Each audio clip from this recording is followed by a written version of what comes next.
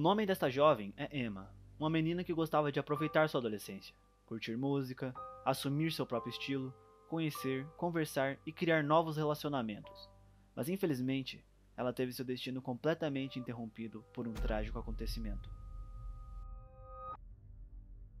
Para entender o caso, voltaremos para 2007, em Farmville, Virgínia, onde Emma morava com sua mãe, a doutora Deborah Sue Kelly, e seu pai, o reverendo Mark Allen Netherbrook. Emma foi sempre conhecida por ser uma garota amável e que costumava ter vários amigos por volta. A menina estudou em escolas da região até chegar no ensino médio, quando seus pais decidiram aplicar o chamado homeschooling, que é um método educacional onde as crianças e adolescentes estudam em casa ao invés de irem até a escola.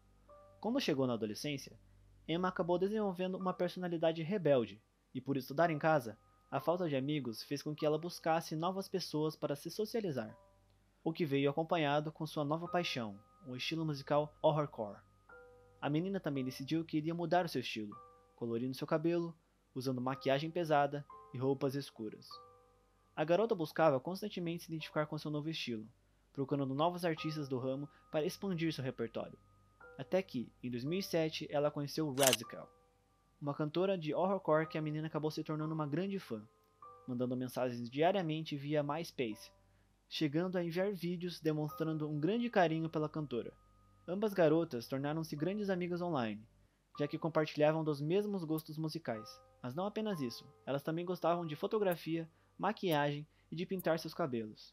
Por viver em uma cidade pequena, Emma se sentia deslocada e sozinha, e Razical sabia disso.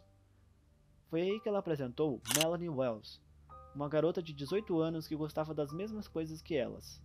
Emma e Melanie começaram a trocar mensagens e foram se tornando cada vez mais amigas, até se tornarem inseparáveis. E no verão de 2008, as meninas finalmente conheceram Razical pessoalmente, em um show underground em Chicago. Emma e Melanie foram convidadas por Razical a fazerem parte do seu grupo promocional online, The Unholy Apostles, ou Apóstolos Profanos, onde as garotas ficaram encarregadas por algumas funções importantes. Emma estava tentando se recuperar dos problemas emocionais que a separação de seus pais, que tinha ocorrido um pouco antes, a causou, e suas novas amizades estavam ajudando nisso. Após a separação, o Sr. Mark deixou a casa para que a filha e a ex-esposa ficassem em paz, mas Emma não achou que isso fosse ajudá-la. Então, a garota passou a ficar conectada por mais tempo nas redes sociais, conversando e conhecendo novas pessoas. Mas foi aí que as coisas mudaram tragicamente.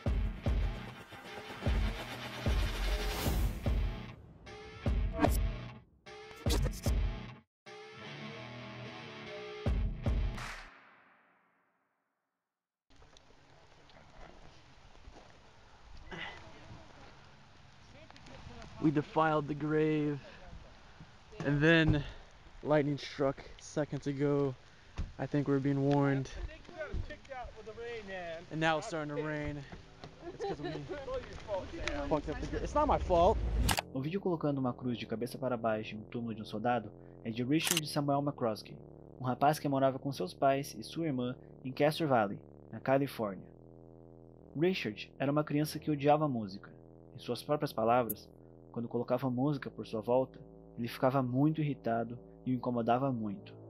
Até que, por volta dos 11 anos, o pai do garoto o estava levando para o dentista, e no rádio do carro tocava uma música da banda ICP, que, diferente das outras músicas, gerou um interesse no garoto. Então, ele pegou escondido o CD do carro de seu pai e fez uma cópia para ele, e um tempo depois começou a procurar na internet sobre, onde se aprofundou e conheceu seu amor por horrorcore. Horrorcore é um subgênero do rap que envolve letras pesadas e voltadas ao tema horror, que surgiu no final da década de 80.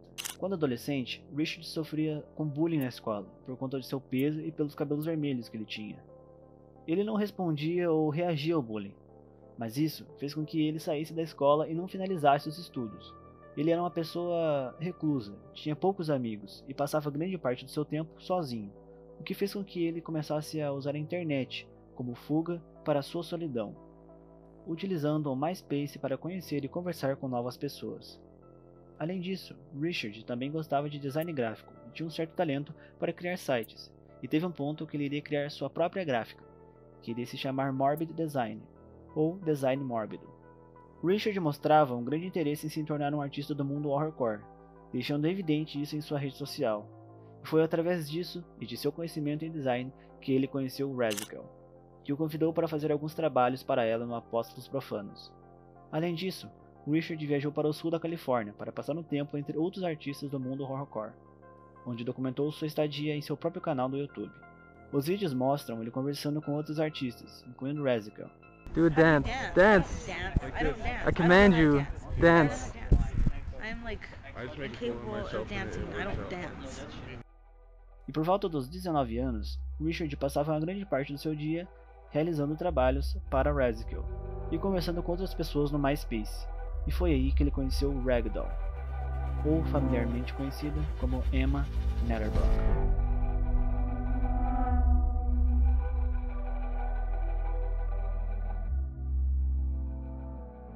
Richard, ou Psycho Sam, como era conhecido online, começou a conversar com Emma, e havia uma grande identificação entre ambos, já que eles se sentiam sozinhos e gostavam das mesmas coisas. Os dois passaram a conversar todos os dias e se davam muito bem. Emma admirava o estilo de Sam, gostava de suas roupas, das músicas que produzia e de seu jeito de ser. Então, eles acabaram desenvolvendo uma relação amorosa, e após um ano, decidiram se encontrar pessoalmente. Porém, em abril de 2009, os pais de Richard também se separaram, deixando ele depressivo. Mas ainda assim, o rapaz planejou toda a sua viagem para a Virgínia e estava bem animado ao saber que iria conhecer Emma pessoalmente. Porém, alguns dias antes de embarcar, Richard, Emma e Melanie decidiram que iriam para um show de horrorcore em Detroit, que iria ocorrer no dia 12 de setembro. O plano era que os pais de Emma pegassem Richard no aeroporto e o levassem para casa, onde ele ficaria por uma semana. Os pais de Emma inicialmente não concordaram com essa ideia, mas a garota estava tão animada e raramente era vista assim desde a separação deles, e então eles apoiaram o plano. No dia 11 de setembro, Richard chega no aeroporto de Richmond, e Emma estava muito animada para vê-lo. E quando ela o enxergou na distância, ela logo abriu um grande sorriso, que foi desaparecendo cada vez que ele chegava mais perto.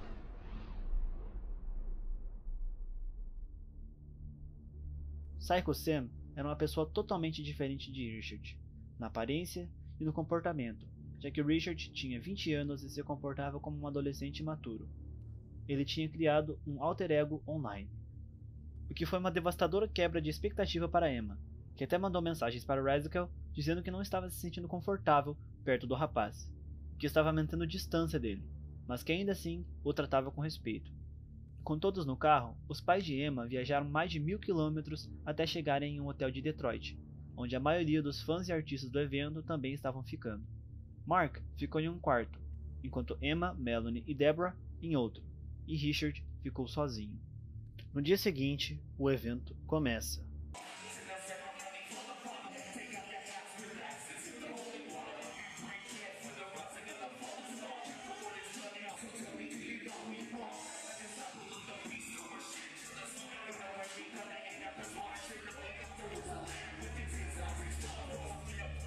As coisas não acontecem de uma maneira tranquila. Emma não deu praticamente atenção alguma para Richard, e segundo alguns amigos, Richard e Emma nem sequer chegaram perto um do outro durante o show, e alguns relataram que Emma, inclusive, estava recebendo cantadas de outros garotos, e essa situação não estava nada agradável para Richard.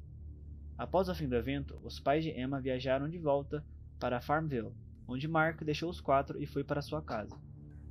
E no dia 14, 2 dias após o show, por volta das 3 da manhã, Richard começou a ingerir bebida alcoólica e usar entorpecentes. Ele sai no quintal da casa e encontra uma pilha de madeiras, e ao lado, um machado. Ele pega esse machado e volta para dentro da casa. Quando ele entra na sala, ele se aproxima de Melanie, que estava dormindo no sofá, e a golpeia diversas vezes, tirando a sua vida. Logo após isso, ele sobe para o segundo andar, e vai em direção ao quarto de Deborah. Abre a porta e encontra ela dormindo em sua cama. Ele a golpeia diversas vezes, também a deixando sem vida. Por último, Richard desce novamente e vai em direção ao quarto de Emma. Abre a porta e a garota continua dormindo. Richard vai em sua direção e acerta inúmeras vezes na região da cabeça, como fez com as outras duas vítimas. Um tempo depois, Richard leva o corpo de Melanie, que estava na sala, para o quarto de Emma. Na manhã seguinte, a mãe e o irmão de Melanie ligam para a garota e começam a ficar levemente preocupados quando ela não atende, já que ela costuma atender todas as ligações de sua família. A mãe de Melanie, Kathleen, continuaria ligando pelas próximas horas, ligando até mesmo para Raziel, que também não sabia o que estava acontecendo. Neste ponto, elas já sentiam que algo não estava certo. Foi aí que, 3 dias após o crime, o pai de Melanie decide viajar do oeste de Virgínia até Farmville para ver o que estava acontecendo. Chegando lá, ele bateu diversas vezes na porta e ligou para Melanie, e é claro, não obteve respostas. Enquanto o pai dela estava investigando por volta da casa, Richard aparece, se identificando como um vizinho. Ele diz que elas saíram, mas que voltariam em breve. O pai da garota acredita e decide voltar para casa. No dia seguinte, a mãe de Melanie liga novamente para o celular de sua filha, mas dessa vez alguém atende. E é Richard, que começa a inventar algumas histórias para justificar o desaparecimento de sua filha, mas mesmo assim, Kathleen queria escutar de sua própria filha se estava bem ou não. E no outro dia, 17 de setembro, Kathleen liga novamente para saber de sua filha. Richard atende novamente, dessa vez contando outra história, que Emma e Melanie foram até a casa do pai dela, que morava a 15 minutos dali. Então a mãe de Melanie liga instantaneamente para Mark e pergunta sobre as garotas, e para o seu terror, ele diz que elas não estão lá, e que ele não as vê desde o dia do show. Mark, agora também muito preocupado, fala que vai até a casa de Deborah para ver o que está acontecendo, e disse que iria avisar Kathleen assim que possível.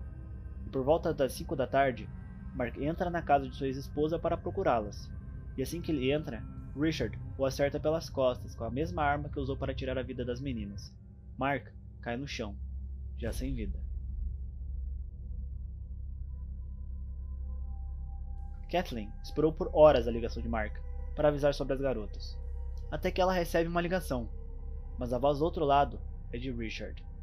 Ela pergunta sobre Mark, e o rapaz disse que não ouviu, mas que estava escutando alguns barulhos vindo do porão. Kathleen então diz para que ele chame a polícia, e inacreditavelmente ele chama.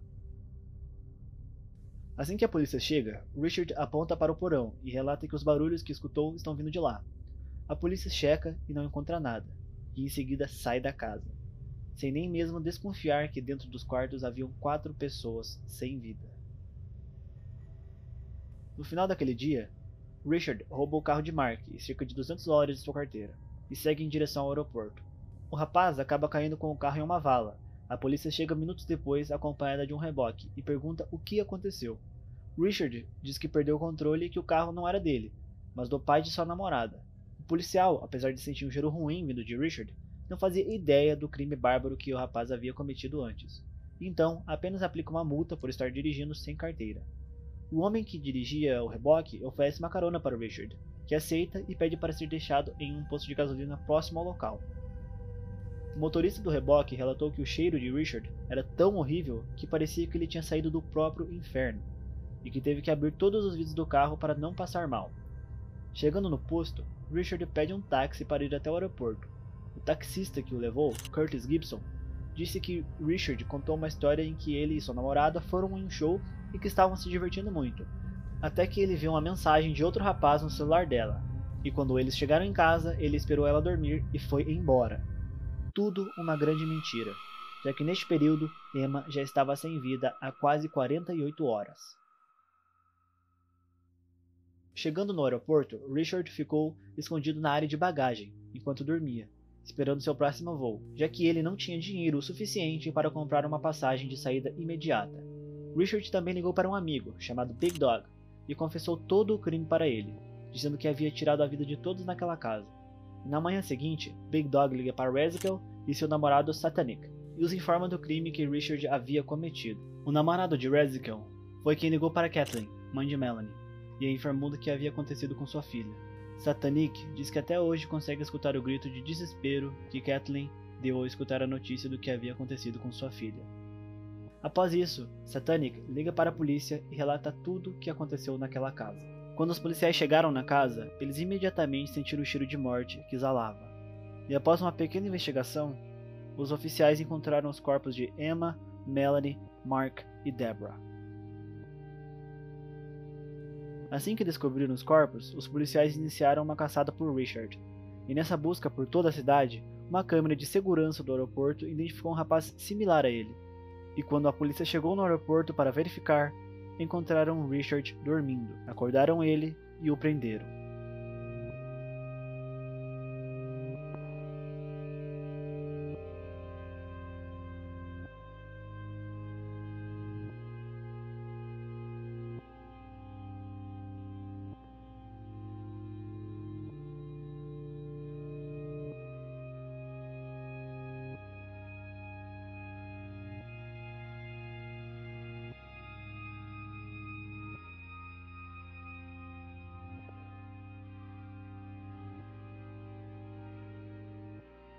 Enquanto a polícia o levava para ser interrogado, as perguntas começaram a surgir. Por que ele fez isso? E tudo que ele disse foi: Richard demorou para começar a cooperar com a polícia, mas depois de algum tempo, ele relatou tudo o que aconteceu na casa. Ele foi acusado de homicídio em primeiro grau, sendo condenado a 4 sentenças de prisão perpétua. Ele está atualmente cumprindo sua pena na prisão do estado de Wallace Ridge, na Virgínia. Emma foi uma garota que buscou seu estilo, e encontrou no horrorcore uma comunidade que a abraçou, e fez com que ela se sentisse parte de algo. Assim como o rapper de horrorcore Mars disse quando a mídia tentou culpar ele, Razical e o estilo musical, pelo crime doentio que Richard cometeu. There are still going to be a lot of people, frankly, who are going to ask you, Mars, at what point do you have any responsibility when they're listening to your lyrics and they're killing? I do have a responsibility as an artist. I have a parental advisory sticker on my album, you know what I mean? You have to be a certain age to buy that album. Your parents have to be there if you're underage to buy that album. And these kids, they got to have parents and teachers and principals and adult figures letting them know that this is fantasy, it's entertainment, it is not something real. I understand that it wasn't just the young man who called himself Psycho Sam, but it was at least one of the murder victims was also a horrorcore fan.